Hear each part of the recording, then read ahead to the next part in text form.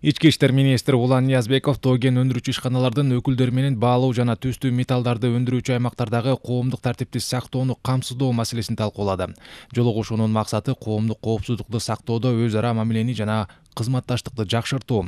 Улан Ниязбеков бул жолугушуунун маанилүүлүгүн баса белгилеп, тоо кен өндүрүүчү ишканалардын өкүлдөрүнө ыраазычылыгын билдирди.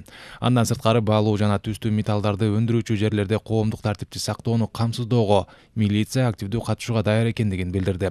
Жолугушууда баалуу жана түстүү металлдарды өндүрүүчү ишканалардын өкүлдөрү тоо кен өндүрүүчү ишканаларда коомдук коопсуздукту жакшыртуу боюнча презентацияны жана адамдардын жүздөрүн таануу тутуму менен онлайн режимде иштеген видеокамералар кандай иштеп жаткандыгын көргөзүштү. Министр Улан Ниязбеков өкүлдөргө жогорудагы видеокамераларды өздөрүнүн ишканаларына орнотуу керектиги жөнүндө маселелерди кароого сунуш берип, ал тоо кен иштетүүчү ишканаларда коомдук тартип менен коопсуздукту камсыздоого жардам болоорун белгиледи.